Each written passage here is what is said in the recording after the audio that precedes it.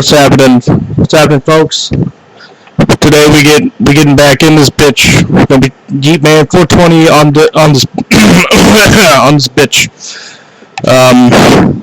Today we're gonna be making fun of Kpop Stans, the most vicious and carnivorous group of individuals you could ever find on social media, on Twitter, or wherever the fuck they like to germinate. And I gotta tell you, man, these white girls, man, they're on some shit, man.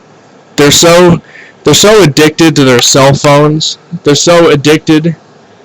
They can't stop looking at a screen because their lives, they suck so bad, and they have so many issues with their parents and their friends. They can't accept the fact that their stepdad is an alcoholic, probably, or something like that.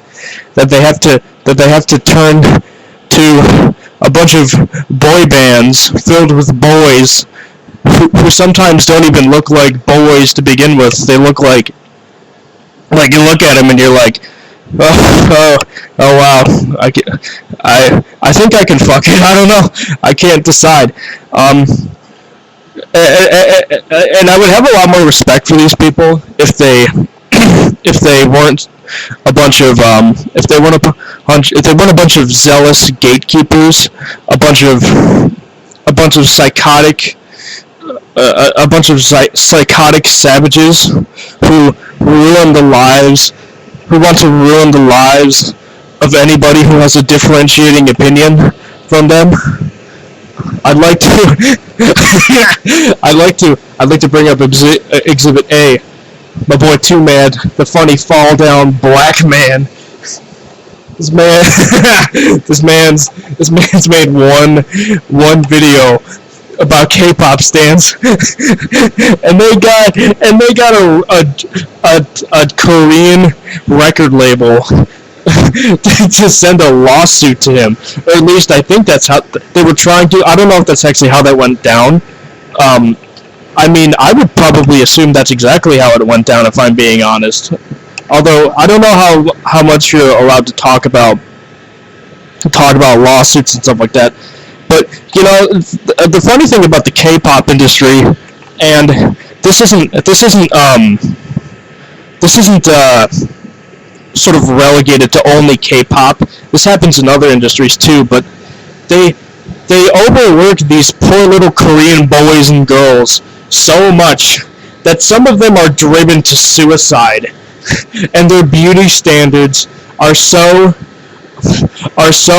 high maintenance. They have to look and act a certain way to keep up their image as a K-pop superstar, or else they'll be kicked to the curb, because they could just replace these dudes in a heartbeat.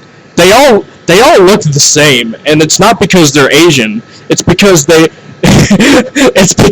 all wear the same shit, and they wear the same makeup. They have the same hairstyles. They wear the same glasses. They have the same demeanor, the same everything, literally. And these white girls, these fucking white girls, these upper middle class, privileged white girls are savages on social media because you didn't stand their favorite boy in the boy band. And I tell you what, it reminds me a lot. It reminds me a lot of when I was a young lad, and Justin Bieber was the hot rage about everything, and all the little teenage girls and younger girls wanted to fuck him and wanted to get fucked by him, and this is no different. This is literally no different. The only I'm going to quote Modern Warfare 2 here. Modern Warfare 2. Locations change. The rationale, the objective. In this case, the location changed to Korea, where those little K-pop boys. Oh man. And like, oh jeez, I bumped my elbow. I can tell that these these subsects, these communities of mentally deranged, social media addicted zealots. They really gatekeep their own community. Like if you didn't know a certain band, they'll probably lampoon you for it on TikTok, in the comment section of a TikTok video of them dancing to a K-pop song that most of these white girls don't even know the lyrics to, because they obviously don't speak Korean, but they really want to speak Korean, and they go to Korea, but they don't make any effort to do so whatsoever because they're lazy shitbag pieces of shits. And I tell you what, man. If I was a fan of K-pop, and I saw somebody who didn't really know what it was, like, what reason would I have to think less of that person? You don't know anything about how or why this person found themselves in the circumstances that they did. And not to mention,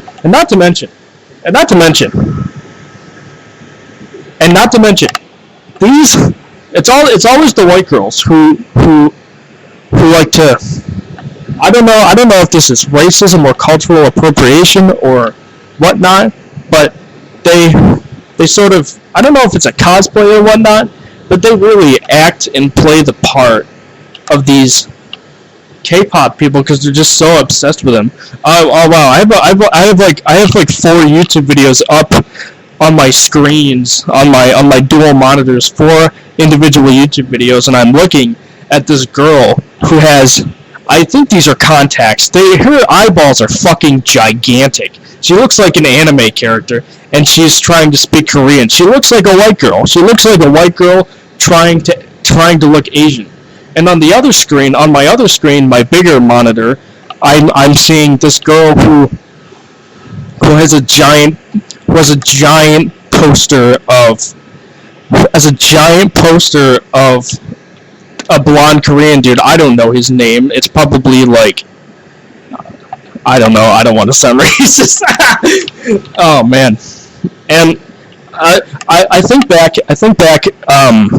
I don't know when this was. Like a couple years ago, last year, the year after that, maybe or before that, there was a video of these 2 white girls reacting to a new BTS song, and I'm not joking when I say this. The only K-pop band that I actually know the name of is BTS. All right, and they're reacting to this new song, and it's, oh my god. Hang on, pause that for a minute. I'm looking at this tutorial of a white girl teaching her fans how to move their eyeballs in a way so that they look Asian. They look Asian! She's doing her makeup like a K-pop girl! Oh my god. These fucking idiots. Wow. Man. Dude, alright, yeah, so back to the video of the 2 girls. They're crying, they're tearing up, they're acting like somebody just murdered their dog right in front of their face. But no, they're just watching a K-pop music video, right? They're just watching a K-pop music video, and they're bawling their eyes out. They're bawling their eyes out. Here's my alright, here's the sort of the interlude. Here's the moral of the story. When you obsess over something, whether it be K-pop or video games or the Paul brothers or whatever garbage hobby you're into, just have some humility for once in your fucking life. Put down your iPhone, go outside, take a walk, look at the world around you, and ask yourself this question: does the world around me reflect what I see on my social media timeline? And spoiler alert, the answer is going to be no. It's going to be a big, hard, fat, throbbing no. Go outside, put your phone down, you stupid ass kids. Alright, I'm out. See ya.